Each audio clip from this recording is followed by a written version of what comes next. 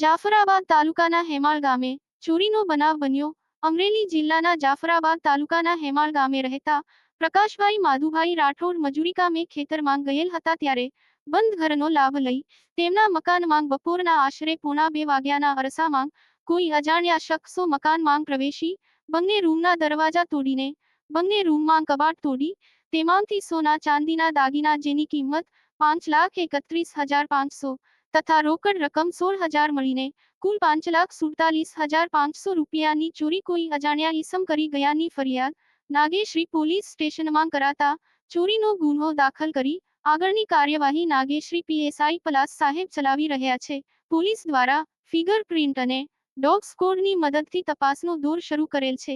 Cameraman Mukesh ડાબી સાથે DD વરુ, દિવ્ય સર્જન ન્યૂઝ અમરેલી। નામ સગનભાઈ વિશ્રામભાઈ પરસાળા, ગામ હેમાળ, તાલુકો જાફરાબાદ। અમારા ગામની અંદર પ્રકાશભાઈ માધુભાઈ રાઠોડ એમને ઘેરે ચોરી થઈ છે।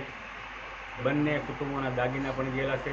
અંદાજિત એની કિંમત 5.5 લાખ રૂપિયા કિંમત છે ને રોકડ રકમ 16,000 છે ને સરપંચે જાણ કરી ને તાત્કાલિક નાગેશ્રી પોલીસ સ્ટેશનના સાહેબ પણ આવી ને તાત્કાલિક ડોગ FSL-વાળા અને DSPના પણ મુકામો થયા છે। કામગીરી બહુ સારામાં સારી પોલીસ ખાતાએ કરી છે, એ બદલ એમને પણ અભિનંદન આપું છું ને તાત્કાલિક આનો નિવેડો આવે એ અમારી ગ્રામજનો વતી અપેક્ષા। મારું નામ રાઠોડ પ્રકાશ માધુભાઈ છે, ગામ હેમાળ, તાલુકો જાફરાબાદ, જિલ્લો અમરેલી।